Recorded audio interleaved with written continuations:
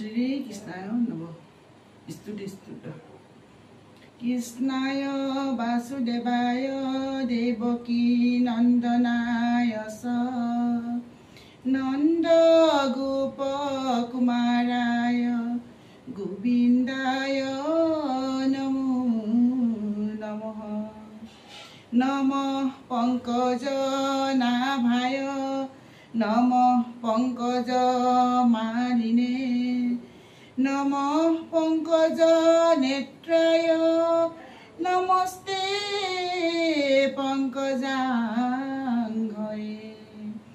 Vasudev সুতং কৃষ্ণং Kansa Sanur মর্দনং Devaki দয়ানন্দং কৃষ্ণং Vande জগদ্গুরুম Hari Ram Ram মুকং করুতি বাসালং পঙ্গুং লঙ্ঘয়তে গিরিম যৎকৃপাতমহং Vande পরমানন্দ মাধব কৃষ্ণ হরি রাম রাম রাম।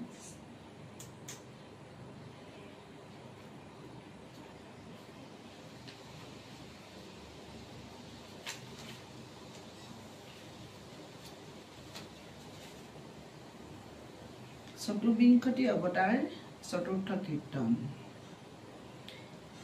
ঘোষা মাধৱ ৰাম হৰি যাদৱ ৰাম হৰি মাধৱ ৰাম হৰি যাদৱ ৰাম হৰি ব্যাস নামে ভৈলা সত্য বতীৰ সন্ততি দেখিলা প্ৰজা ভৈলা আতি অল্পমতি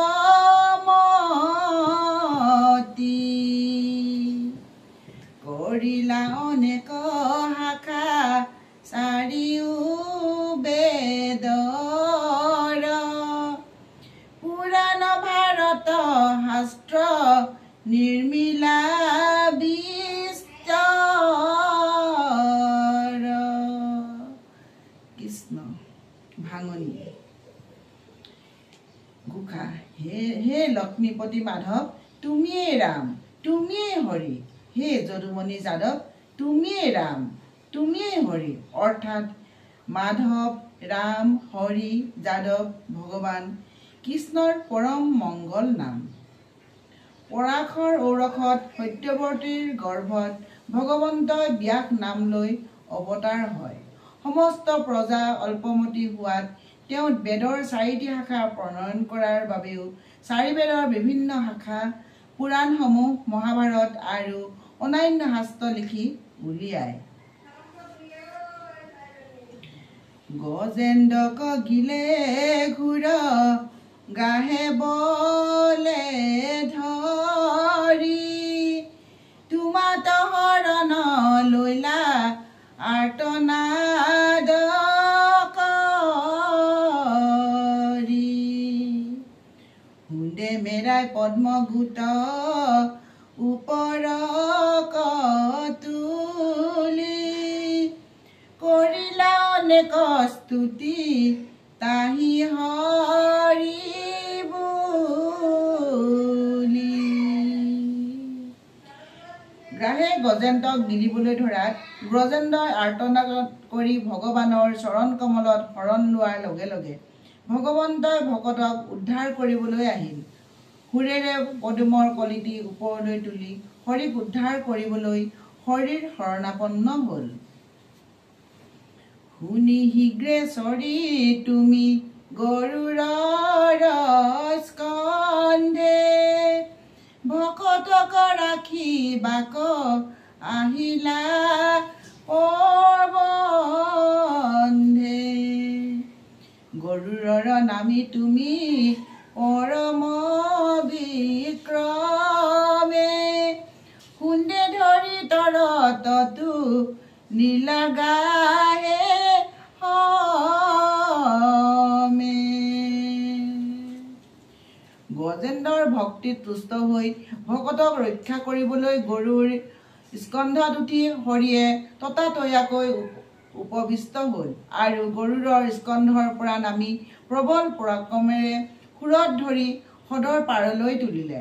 লগতে ভৰিত কামোৰ মাৰি থকা গ্ৰাহু পাৰলৈ আহিল। আঠে বেঠে চক্ৰে চৰি লাগাহ মুখ তোমাৰ প্ৰসাদে গজেন্দ্ৰ গৈলা দুখ। হস্তি গুচি তৈতে চতু ভুজৰূপ ভৈলা গলে বনমালা হাতে চাৰিয়স্তলৈলা। কৃষ্ণ। হৰিয়ে শীঘ্ৰে চক্ৰ প্ৰহাৰ কৰি গাহৰ মুখ চিৰি পেলালে। ঈশ্বৰৰ দয়াত গজেন্দ্ৰৰ বিপদ দূৰ হ'ল।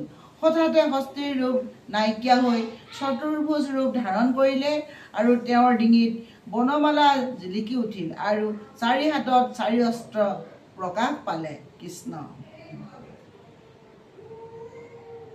তোমাৰ নমিলা গয়া দণ্ডৱতে পৰি পাৰিষদ হুয়া বৈকুণ্ঠ গৈলা লৰি।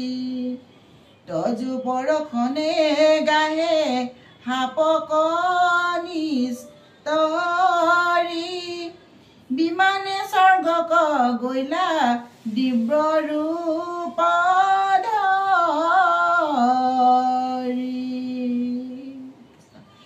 হৰিক গজেন্দ্ৰই দণ্ডৱতে পৰি নমস্কাৰ জনালে আৰু তেওঁৰ কৃপাত গজেন্দ্ৰই পাৰিষদী তনু লাভ কৰি বৈকুণ্ঠগামী হ'ল। আনহাতে সাপগ্ৰস্ত গাহই ভগৱানৰ পৰশত দিব্য ৰূপ ধাৰণ কৰি স্বৰ্গধামলৈ গতি কৰিলে। কৃষ্ণ।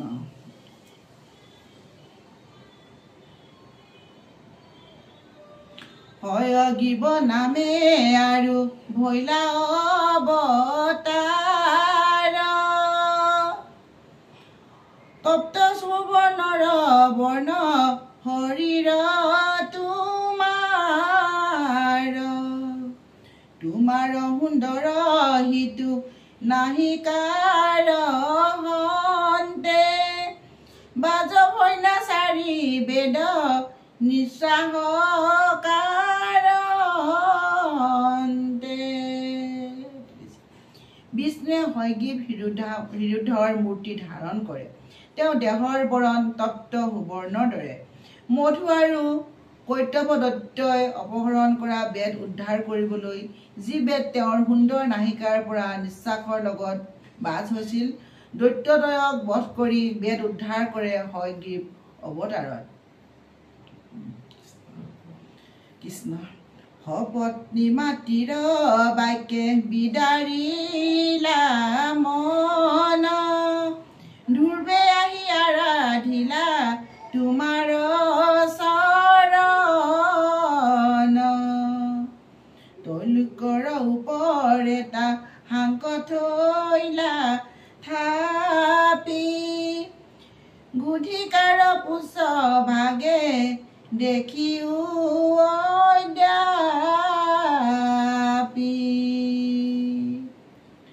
উত্তানপাত ৰজাৰ দুই পত্নী সুৰুচি আৰু সুনীতি। ধ্ৰুৱই অত্যন্ত মৰ্মান্তিক আৰু নিষ্ঠুৰ বাক্যত অতিষ্ঠ হৈ সুনীতিৰ পুত্ৰ ধ্ৰুৱই অত্যন্ত মৰ্মান্তিক হৈ বেজাৰ পায় ভগৱন্তক বিচাৰি ভগৱন্তৰ চৰণত পৰি আৰাধনা কৰাত ভগৱানে ধ্ৰুৱক তৈলোকৰ ওপৰত থান দি ধ্ৰুৱলোকত অধিষ্ঠিত কৰিলে।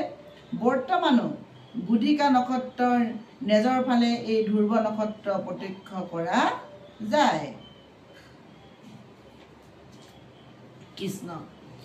দেৱে দৈত্যে আনিবাক নোৱাৰে মন্দৰ অপয়াসে আনি তুমি মথিলা সাগৰ। যুঁজিলা দেৱৰ হুয়া ভীতি তোমাৰ প্ৰসাদে ইন্দ্ৰে সাধিলা জয়তি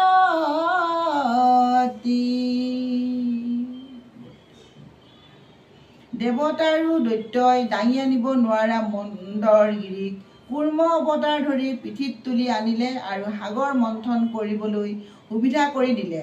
দেৱতাৰ পক্ষলৈ ভগৱানে দানৱৰ বিপক্ষে যুঁজি ইন্দ্ৰক স্বৰ্গৰ সিংহাসন দিয়ে। কৃষ্ণ কৃষ্ণৰ ৰহস্য জন্ম শুনা সৰ্বজনে মুখ্য পদ সাধে আউৰ শ্ৰৱণ কীৰ্তনে কৃষ্ণৰ কিংকৰে ভনে শংকৰে সম্প্ৰতি বোলা হৰি হৰি পাপ যাওক ধুগতি কৃষ্ণ হৰি ৰাম ৰাম হৰি ৰাম ৰাম। চতুৰ্বিংশতি অৱতাৰ বৰ্ণন সমাপ্ত। ভগৱান কৃষ্ণৰ ৰহস্যময় জন্ম কথা সকলোৱে শ্ৰৱণ কীৰ্তন কৰি মুখ্য লাভ কৰিব পাৰে। কৃষ্ণৰ পৰম ভক্ত শংকৰদেৱে নিজকে কৃষ্ণৰ কিংকৰ বুলি কৃষ্ণ কথা ব্যক্ত কৰিছে। সেয়ে এই অমৰ কথা শুনি নিজৰ অধোগতি ৰোধ কৰক। চতুৰ্বিংশতি অৱতাৰ সমাপ্ত।